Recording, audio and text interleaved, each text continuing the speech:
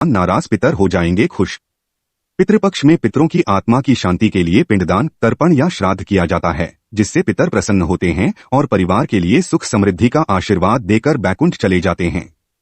वहीं अगर जिनके घर में पुरुष नहीं हैं और किसी कारण महिलाएं भी गया जाकर पिंडदान नहीं कर सकती हैं, तो वे पितरों को प्रसन्न करने के लिए कुछ वस्तुएं अगर गरीब या ब्राह्मण को दान कर दें तो पितृ के आशीर्वाद से घर में आर्थिक स्थिति अच्छी रहेगी, परिवार में खुशी का माहौल बना रहेगा, संपत्ति वंश में बढ़ोतरी होगी। पितृपक्ष में 11 वस्तुओं का दान जरूर करना चाहिए, इससे पितर प्रसन्न हो जाते हैं, फिर आपके परिवार में किसी भी चीज की कमी नहीं होगी। पितर जब नाराज रहते हैं तो परिवार में कलह, बीमारी, धन हानि, वित्तीय संकट, संतान का अभाव होता है। पितृपक्ष 29 सितंबर से शुरू हो रहा है। आइए जानते हैं कि पितृपक्ष में किन वस्तुओं का दान सभी को करना चाहिए।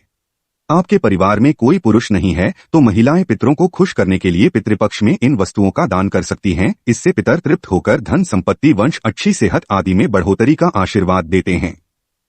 1. दही। पितरों की तृप्ति के लिए आप दही का दान जरूर करें। पितृपक्ष में दूध से ज्यादा दही का महत्व होता है। दूध कच्चा होता है जबकि दही पके दूध से बनाते हैं और वह जमा हुआ होता है। पितरों को दही प्रिय है, दही स्थिर और जमा होता है। पितरों को इसलिए दही दान करते हैं ताकि हमारे जीवन में स्थिरता रहे। ऐसा करने से घर में हमेशा शांति बनी रहती है और संतान के जीवन में भी हमेशा खुशियां बनी रहती है। नंबर 2, सफेद मिठाई। पितृपक्ष में सफेद मिठाई का दान प्रकार पितर खुश हो जाते हैं। प्रेत मंजरी में लिखा है कि मृत्यु के बाद व्यक्ति प्रेत भाव में होता है और वह अंधकार में रहता है। इस भाव में वे अपने वंश को प्रताड़ित या परेशान ना करें, इसलिए उनके लिए सफेद मिठाई का दान करते हैं। पितरों को सफेद वस्तुएं दान करते हैं। श्वेत रंग सकारात्मक का प्रतीक है, जिसे वे प्रकार प्रसन्न होते हैं। नंबर 3, पान। पितरों की कृपा प्राप्ति के लिए पितृपक्ष में उनको लगा हुआ पान दान करना चाहिए। लगा हुआ पान का मतलब पान के बीड़े से है। जब आप पान दान करते हैं तो घर में संपत्ति की वृद्धि होती है और जीवन में कभी भी पैसे की कमी नहीं होगी। नंबर 4, श्राद्ध पक्ष में पितरों के निमित्त सरसों के तेल का दीपक जलाना चाहिए। इससे पितर संतुष्ट हो जाते हैं। इन 15 दिनों में सरसों और चमेली के तेल का दान करने से घर में धन संपत्ति की समस्या दूर हो जाती है। 5, पितृपक्ष में नमक का करें दान। पितृपक्ष के दौरान आप सफेद नमक का भी दान कर सकते हैं। सफेद नमक के दान करने से पितर प्रसन्न होते हैं और कुंडली में पितृ दोष भी समाप्त हो जाता है। नंबर 6, केला। पितरों को खुश करने के लिए पितृपक्ष में पके हुए केले का दान करना चाहिए। केला एक सदाबहार फल है और वह भगवान विष्णु को प्रिय है। विष्णु कृपा प्राप्ति के लिए केले के पौधे की पूजा भी होती है। भगवान विष्णु बैकुंठ धाम के मालिक हैं और मोक्ष प्रदान करने वाले हैं। पितर केले का दान प्रकार प्रसन्न हो उठते हैं और आशीर्वाद देकर अपने वंश को धन्य करते हैं। नंबर 7, जूते चप्पल का दान। पूर्वजों के निमित्त और उनकी आत्मा शांति हेतु जूते या चप्पलों का दान करने से पितरों प्रसन्न होते हैं। मान्यताओं के अनुसार ऐसा करने से घर में सुख, शांति और खुशहाली आती है। शनि और राहु दोष भी समाप्त हो जाता है। नंबर 8, वस्त्र दान।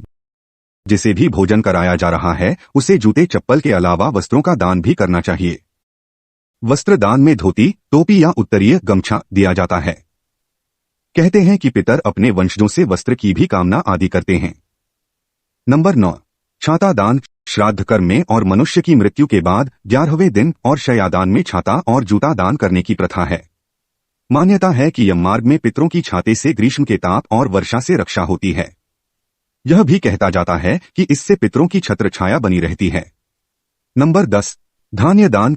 इसमें किसी अनाज, दाल, चावल या आटे आदि का दान किया जाता है। इससे वंश वृद्धि में किसी भी प्रकार की रुकावट नहीं होती है।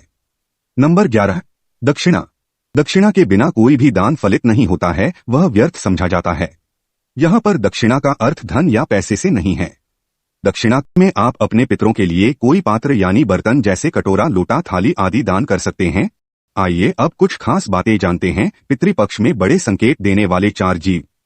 नंबर 1, पितृपक्ष के समय में कौवे की प्रतीक्षा उन सभी लोगों को होती है जो अपने पितरों का श्राद्ध करते हैं। कौवा जब आता है तो वह आपके पितरों से जुड़े संकेत देता है। यदि आपने अपने पितरों के लिए भोजन का अंश निकाला है और वह उसे खा लेता है तो समझ लीजिए कि वह भोजन आपके पितरों को प्राप्त हो गया है।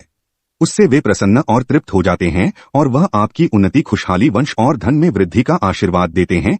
यदि कौवा आपके दिए गए भोजन को नहीं खाता है तो वह अन्न पितरों को प्राप्त नहीं होता है। इससे वे अतृप्त रह जाते हैं। अतृप्त और नाखुश पितर नाराज होकर श्राप देते हैं।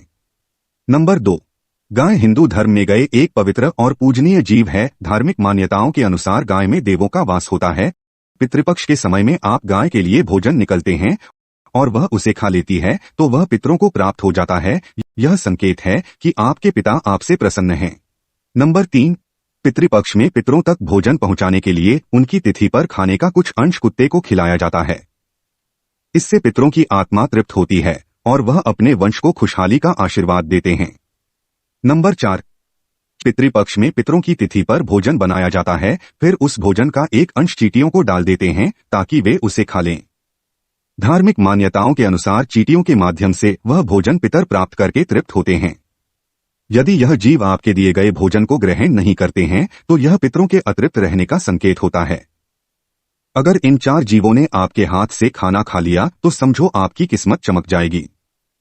अगर जानकारी अच्छी लगी तो वीडियो को लाइक और शेयर करें और चैनल को सब्सक्राइब करके बेल नोटिफिकेशन को सेट कर ले।